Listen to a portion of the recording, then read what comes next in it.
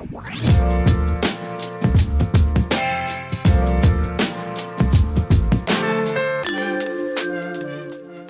to the 98 Central podcast, where we talk about growing a business, working in media, and building a team that we love. I'm Jen Blair, the COO of 98 Central, joined by Will Stewart, the CEO of 98 Central. Hey, Jen. Hey, Will.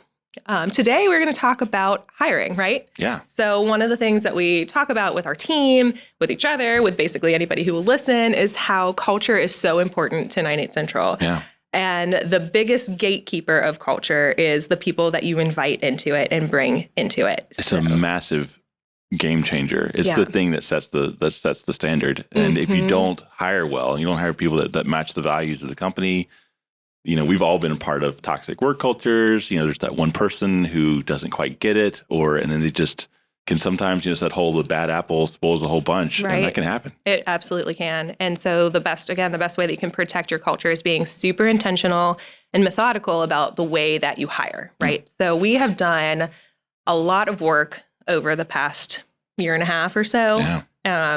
Maybe didn't have much of a process and then really realized, man, we need a process. We need a great process. And so we spent a lot of time refining that. Yeah. So today we're going to talk about it so that we can just talk a little bit about how we invite people onto our team. Yeah. Right. And there's different ways that people do it. It works for different companies in different ways, but we found there's certain rules that you have to do to make sure that you do it right and do it well. I think one of the things we do is we hire slow. Yes. I was going to say hiring slow, I think, is the most important part. And it's hard when, you have a void in the team or a gap in the team that you're really feeling and you just want somebody there to fill it. But that's not the best way to go about it. Right. Taking your time and not just kind of jumping on the first person. Maybe that first person is perfect. Maybe you will find the first person, but just really taking the time to learn about who they are and bringing them in and bringing them through several processes. Yeah, because there's several things at play. The first thing you have is are they a good fit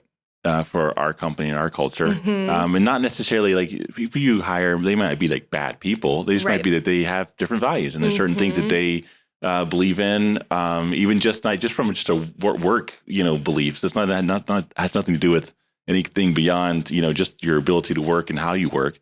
There's that, but then it's also, does the role a good fit for them? And do they understand the role? And do they understand the needs of this role? And so a lot of those things, you want to make sure that there's so much communication that's done, so there's no surprises. And 6 months in, you're not looking at them going like, why aren't you doing this? Why isn't this working? And then why don't you believe this thing that we believe? And they're like, what? You want me to do that? And Right. And so to learn about that person, we actually have 5 different touch points, right? Yeah. That we take somebody through. Yeah. And bearing resume and actually posting that job and getting their first touch as far as, cover letter, resume, email, however it is that they're sending us their information. Once a person comes across our desk and we're like, hey, we really need to talk to this person, they might be a good fit.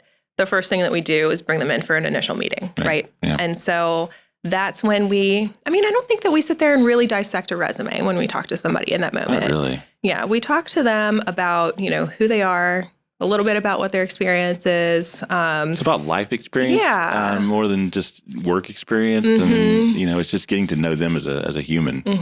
We always ask what their favorite movie is. Right. I feel like that's kind of important. Right. Because if they say they hate movies, then we're like, okay, do you want to be in this industry? You may not want to be here. Yeah. This is the right place for you. But so we just spend a lot of time just trying to make them as comfortable as possible too. Because I think that sometimes people are nervous if they're on a job interview and you just, you lose touch maybe with who that person is. And so if you can make them a little bit more comfortable, then you don't know what else you'll see from them. Yeah. So, yeah. And we also talk about our values in the first meeting. Again, it's so important to us that it's something that we say like, hey, these are the 5 standards that we hold ourselves to as we work. And this is how we hire people. This is, the goals for our team and how we work together. Yep. And we don't go deep into it, but we just explain like there's some intentionality there. Yep. I feel like the most important things you say in the first meeting have to do with, hey, this is what your job is, to make sure you understand like this is the general role and then these are the values and then just getting to know them, like I said. And we do make sure that we thoroughly go over like, hey, this is the role and this is what we're looking for. Right. These are like the biggest responsibilities that you would be covering. Yeah. How do you feel about that? So of course those technical pieces too, but I think learning about them as a person and getting kind of watching their reaction too when we talk about values. Like Right. you can see little things in people's faces. Do they relate to that? How do they feel? So Yeah, really and making sure we sometimes cover that. it's that follow-up statement that they make too, of just like if you say whatever you say, and then just what do they say next, you know? And we've had candidates that we've talked to that have gushed over certain points of the values, and it makes me happy. It makes me say, okay, there's some alignment there. Or they immediately start telling their own stories about how that is already present in their life. And I think that is kind of one of the best ways to see that too. If they immediately like almost interrupt you to like say, oh, you know, just and go off on their own tangent, then that's great. I love it. Yeah. It's love great the to see passion. that. Yeah. So then once they leave that first meeting and we like them, right? Yeah. The next thing that we do is we send them a couple assessments, right? Right. Yeah. So there's two that we really like that we've settled on. I think that we really like to get in front of people. One of which is the Enneagram, which is like a kind of personality thing. And then the other one is Working Genius, which is a model made by Pat Lencioni, a.k.a. our boy Pat. We love Pat. We love Pat. And yeah, so what that does is it's an assessment of everybody has 6 geniuses, 2 of which are, you know, you considered your personal geniuses, 2 of which are your competencies, right? And then 2 of which are struggles for you. And so those are wisdom, wonder, invention, discernment, galvanizing, enablement, and tenacity. So they're all about the things that, I don't know, like what geniuses are you using that make you excel at work, right? It's how you face the problems and issues at work. And that you enjoy the things that fuel you and that make you say like, man, I'm so excited to do this. I really love this. You know, this is why we have CPAs. And that's why we have people like me who are the first thing from a CPA, right? Because you have some CPAs who love the minutia, they love having that tenacity maybe of getting a project pushed all the way to the end. Yeah. And then you have guys like me who may not even want to do something like that. So it kind of understands where are you in that spectrum of work. And the reason we look at that is we want to know where do they fall in our company. You know, certain roles need certain things. You know, you need people who are galvanizers for certain roles. You need people who are, you know, tenacity for other roles. Yep. And so it's interesting to see kind of where their working genius is. And it's a fascinating study. I guess a case study for that, for instance, we just hired a producer, right? And so a producer needs to be extremely detailed and they have to have a lot of tenacity behind them to get something finished and work through problems, work through, you know, just surprises all the time and just, you know, they need to know the answers to all of the questions. So somebody who is maybe a wonderer, inventor would not be inventor. No. Is that a word? Yes. Yeah, that's it. Okay, invention. Great. Yeah. Inventor? Yeah. Wanderer, inventor, whatever. Yeah. They would probably not be great for that role, right? Because they're just sort of like out in the clouds, like, I wonder what this is like. Maybe I can fix it. And just, you know, reinventing the process over and over again every time they think of, you know, how something could be better. And those are incredible people to have. Yeah. But not as a producer. When you need someone who's going to roll up their sleeve and get dirty, you know, that might not be the person. Yeah. Yeah. And so my genius is invention and discernment. So I'm good at like seeing a problem, figuring out a process to fix that problem, or figuring out a new service that we can do to fix that problem. Understanding the discernment part is I don't need a whole lot of facts I don't need every, you know, piece of the puzzle to know, okay, this is a good idea. Let's move forward. You know, that pairs well with your discernment and galvanizing. Yeah. So we match on one of those, or we have you know, the same one, and then galvanizing you pull people rally together. The troops, get them together, get them excited. Yeah, encourage them to do more or to start on the task. So I love that. Yeah, it's like my favorite part, I think. So and those are all wonderful things. It's not necessarily like for this when someone takes these tests, it's not a pass fail necessarily. But I guess if we were looking for a producer and we have someone who's just like, I would like to sit at the edge of the abyss and stare into it and think about what could be, might not be a good fit for that position. Right. So, and again, too, when we're using these, it's not that it will bar you from getting a position. It just kind of helps us understand and maybe predict what your working style would be more than, you know, it just gives us a little bit more information. And it helps us have a conversation with you too, because, you know, I'm going to talk to different personalities in different ways. Yeah. And so I don't know, it's super helpful. And the Enneagram, I think a lot of people know what that is. Yeah. But I feel like I'm still learning about it in a lot of ways. So, you know, you've kind of walked me through a lot of it. I read a lot on my own, but I'm a Myers-Briggs girl myself. Yeah, but which Myers-Briggs is fantastic. Yes, I love that one. But yeah, the thing I love Enneagram's about great. Enneagram, there's personalities 1 through 9. One isn't better than 9. Right. It's just they give it a number versus giving it a name. Yeah. But the cool thing that personality test does that's different than others is it describes you when you're healthy, describes you when you're just kind of average, and then when you're sick in your personality. Right. And there's times for that. Like there's times in a week sometimes, Yeah. But like we all have fluctuations, and it gives an interesting broad brush of what that personality type is like. Right. So I mean, you could do the Myers-Briggs thing. I think if you're a company, like you just kind of pick your flavor. But, I think it's easier for me. I like Myers-Briggs because it's easier for me to remember because each one of those letters means something. You know what I mean? So it's 8. Like, okay, great, you're an 8. What does that mean? But if it's like, I'm an INTJ, it's like, okay, introverted intuition, because it gives you more hints. The other one, you just have to know it. And so I think that's like, it's just a lot more work. Yeah. It's a lot more work. Yeah. But yeah. Absolutely is. Yeah. And when we give that test to somebody, then we invite them to take it and say like, hey, this isn't pass fail, just, take it. And that'll help us kind of understand your personality. How does that fit in the role? Yeah. And then if we typically we move on to the second meeting. It's not like once we look at the test, we're not like, oh goodness, So we'll go to that next meeting. Yeah. And so the next one is we review the results with them. So, and that's actually, I think that everybody that we've interviewed so far that we go through those, they're actually really excited about it. Like I think maybe some people can be kind of nervous at first when we give them like, oh, is this something I can pass and fail? Even though we tell them like, no, this is not going to impact whether or not we hire you. It just helps us learn more about you. And when we sit down to go over their results, they're mostly excited about it. And I think that people are happy with the opportunity to learn more about themselves too. Yeah. So I don't know. Yeah, I use this as an opportunity to really just kind of pour into that person and affirm them, because I think people are incredible. They're made in the image of God, and they're a fantastic, and unique how they are, and everybody's a little bit different, and we can put them in categories and boxes, but still they're unique, and. So I love talking to people, be like, wow, your personality is fascinating. You're a 6 and you have this, this working genius, and it's incredible. And I love this about you.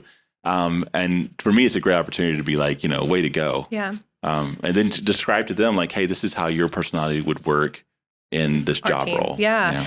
And it's also interesting though, to see what they agree with.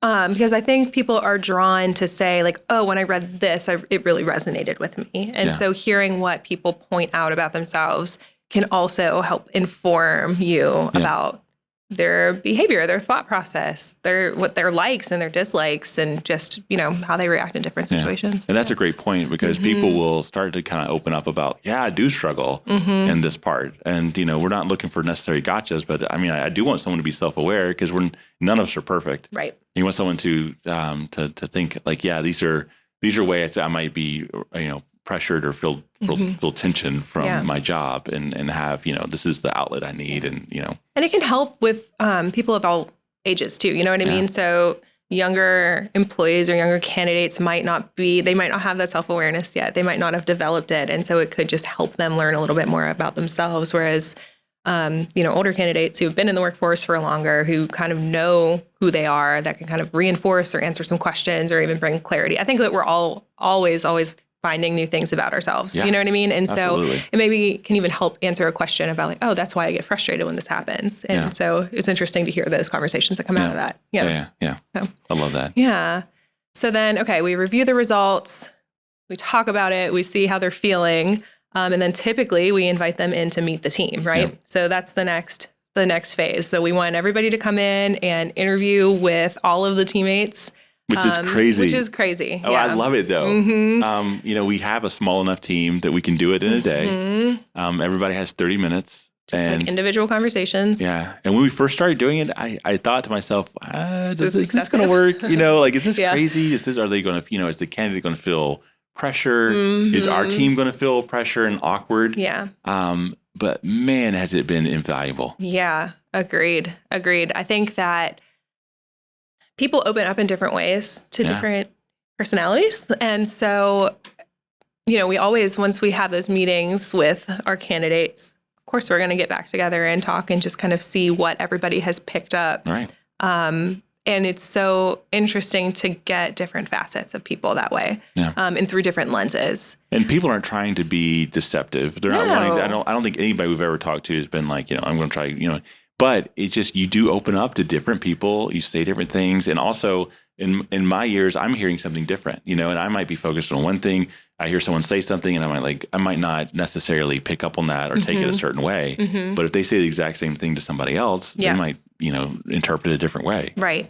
And these are people, again, we have a small team, we have a close-knit team, and these are people that rely on each other a lot to get each other's work done. And so we want them to feel comfortable with each other. We want them to just trust each other. And so kind of knowing who these people are, and like, if we hire this person, we want them to be familiar with these faces already. And it just kind of helps take some of that maybe edge off first day types of feelings. You know what I mean? There's just so much going on. Changing a job is stressful. Moving into a new company is incredibly stressful. So this also helps to kind of dissipate that a little bit. It really does. Yeah. And I love how our team has really embraced this. Yeah. Oh my gosh, they take it so seriously. They do. Sometimes I think they take it more seriously than we do. But they do. They take it extremely seriously. And I'm so grateful because like we talked to at the very beginning of this podcast, hiring is such an important thing when it comes to culture and values for your company. And, I don't want it to just be from me, as a CEO being like, okay, these are our values.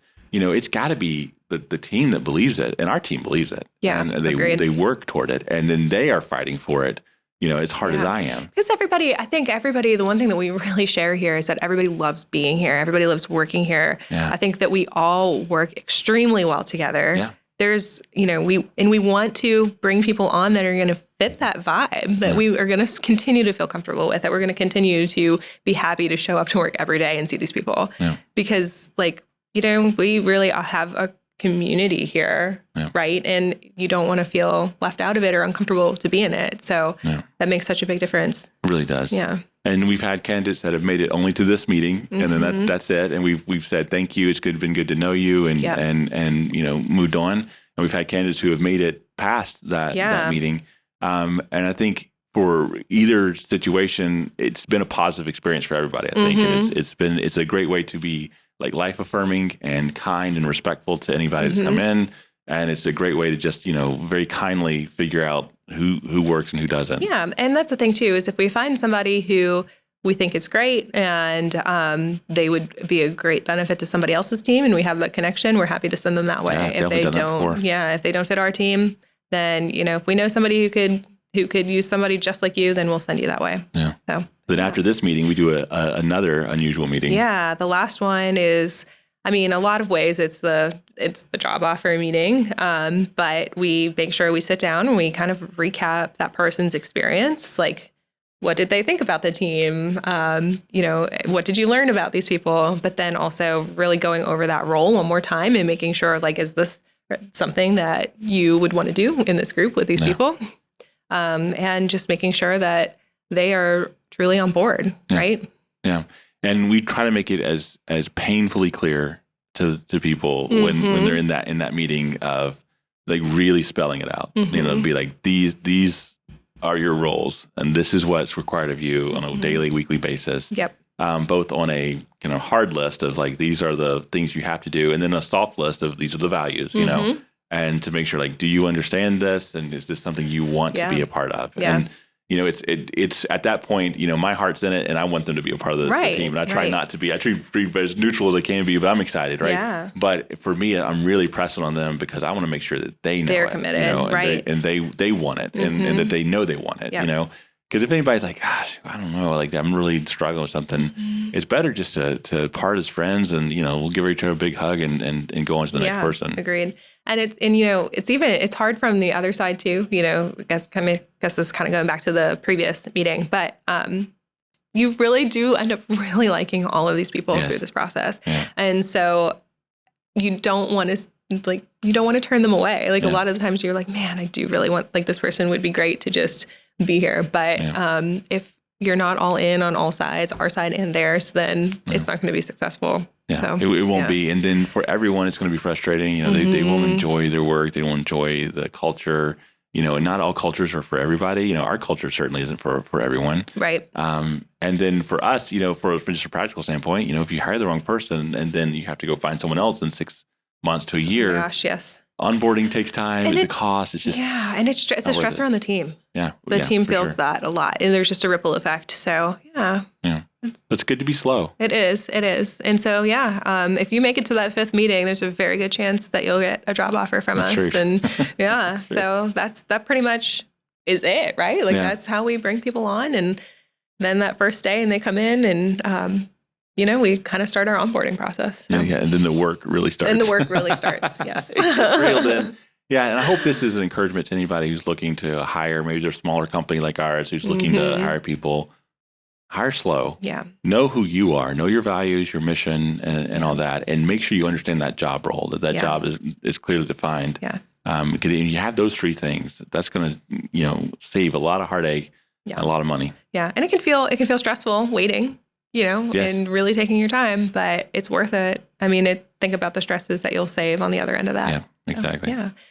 So this week, what are you digging? Oh man, I tell you what I'm digging. I'm digging this massive water bottle. And if you are yes. On the podcast listener, you're not having the chance to see this massive. It's 64 ounces of H2O. So much water. It's glass with a silicone cover on it to keep it protected so it doesn't break. It's by Hydro Jug. So shout out to Hydro Jug. I guess they're our sponsor today. Yes, unofficial sponsor. Unofficial sponsor. They don't know about it, so they may hate this podcast. So it's fine, But it comes in all kind of different colors. They were out of black, which is my favorite color in all the world. So I didn't even think about that. Why did you pick a white one? That was the only color. Black. Yeah. Okay. So I just had to go with white, but it all tastes the same. Apparently, they tell me it does. It does. It's just what it does for your, your insides when you see it. It hydrates my insides. That's what it does. So I've been going to the sauna a lot, and I just need to drink more water. So try. So hard to drink water. Yes. Yeah. Okay. For me, it's so it's like a meal service, like a meal kit thing. Oh, nice. It's not. So it's called Hungry Root. I guess I should start there. So Hungry Root, it's like this thing where they basically send you a box of groceries, and there's different recipes and stuff that you can do, but it's not like Home Chef, for instance, where they send you tiny little portions. It's like, okay, you need 2 scallions for this, so here are your 2 scallions.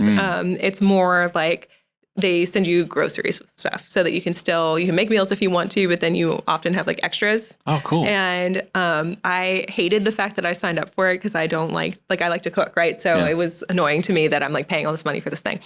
But it has saved my sanity, I think, because I don't have to think about like feeding myself. It's just like this thing is there and it shows up with food and I'm like, okay, I can make this thing. And so it's been, been awesome. That's so handy. Highly recommended. Yeah. Another unofficial sponsor. That's great. We got 2 sponsors. Yeah, right. That's cool. Cool. Well, that's it for today. So thanks for listening to the 98 Central podcast.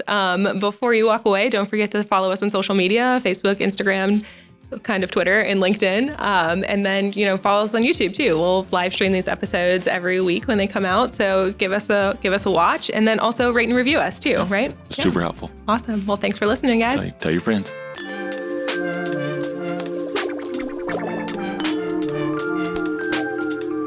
Welcome to the 98 Central podcast, where we talk about building a business, working in media, and growing a team that we love. Wait, is it the other way? So, and why don't we restart? Roll this train back. I think it'd be good. Oh, there it is. See? How about this helps?